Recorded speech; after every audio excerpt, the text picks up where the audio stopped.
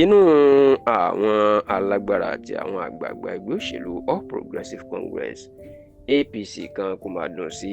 Olúwayé Fújì, èèyàn máyégún gbogbo ilẹ̀ Yorùbá káfàtà tó tún jẹ́ olú ọmọ ti ìlú Èkó, tó tún wá jẹ́ olórí ọmọ ọba Akilẹ̀ ilẹ̀ Ìjẹ̀bú, tó sì tún jẹ́ gbajúgbajà àgbà olórin Fújì, èèyàn Alhaji Abdulwasiu Ayinde Marshal Anífowóṣe, ẹni tí ó gbajúmọ̀ mọ̀ sí K1 The Ultimate. Wọ́n ní inú àwọn àgbààgbà àti alágbára ẹgbẹ́ òṣèlú APC kan ò dùn sí bàbá náà o lórí ìṣẹ̀lẹ̀ tó ṣẹlẹ̀ lọ́jọ́ àbámẹ́ta lọ́sẹ̀ tó kọjá yìí tí ó lọ kọrin níbi ayẹyẹ ìgbéyàwó kan ní ìpínlẹ̀ Èkó. Ǹjẹ́ kí ni Alhaji Abdulwasiu Ayinde Marshal àti gbogbo ayé mọ̀ sí K1 The Ultimate kí ló ṣe bí ayẹyẹ wo ló ti kọrin tó fi di pé inú ń bí àwọn àgbààgbà àti àwọn alágbára ẹgbẹ́ òṣèlú All Progressives Congress APC? Ó mà ní bí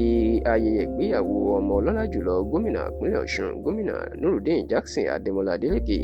ìyẹn ọmọkùnrin gómìnà tó ń jẹ́ Ọmọgbọ́láhàn Adélékè, tí bàbá náà tí ó ti lọ kọrin, tó sì jẹ́ pé ibẹ̀ gan ni wọ́n ní ọ̀rọ̀ tí Wasiu Ayinde sọ ó dàbí ẹni téèyàn fẹnu kò, ìyẹn pé ọ̀rọ̀ ọ̀hún ó bí àwọn alágbára àti gbogbo àwọn àgbààgbà ẹgbẹ́ òṣèlú APC nínú. Ẹ rántí pé lọ́sẹ̀ tó kọjá ni ọmọ gómìnà Adémọ́lá Adélékè tó ń jẹ́ Ọmọgbọ́láhàn Adélékè ni ló fẹ́ arẹwà ọmọge kan Olúwadámilọ́lá Ẹlẹ́jìgbò ni ló gbé níyàwó, tó sì jẹ́ pé ìpínlẹ̀ Èkó ni wọ́n ti ṣe ayẹyẹ náà, níbi tí ọ̀pọ̀ àwọn èèyàn ńláńlá káàkiri Nàìjíríà tẹ́ ti wà lórí ìjókòó, pàápàá àwọn ọba ńláńlá bíi Àrólé Oòduà Kábíyèsí Ọọ̀ni Ilé Ifẹ̀, ọba Babátúndé Ẹniìtàn Adéyẹyè Ògúnwùsì Ọ̀jájá kejì,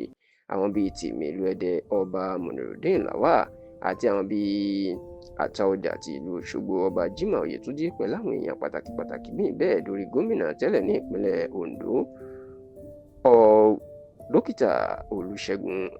Mímíkò. Gbogbo wọn ni wọ́n wà níbẹ̀ láti yẹ gómìnà Adémọ́lá Adélékè sí. Bákan náà ni gbajúgbajà oníṣòwò ní ọ̀mọ̀wé Déjì Adélékè, tí ó jẹ́ bàbá gbajúgbajà olórin tàkasúfèé ní David Adélékè, tí ó gbajúmọ̀ sí Davido, náà wà níbẹ̀. Ṣá orin tí Wasiu Ayinde tó kọ níbi ayẹyẹ náà wípé ọdún 8 ni gómìnà Adémọ́lá Adélékè máa lò, ìyẹn pé òun ni yóò wọlé sáà kejì nínú oṣù kẹjọ ọdún yìí tí ètò ìdìbò gómìnà ìpínlẹ̀ Ọ̀ṣun tí yóò wáyé. Òun gan ńlá máa gbọ́ wípé ó bí àwọn àgbààgbà àti alágbára ẹgbẹ́ òṣèlú APC kan nínú. Àgbọ̀ wípé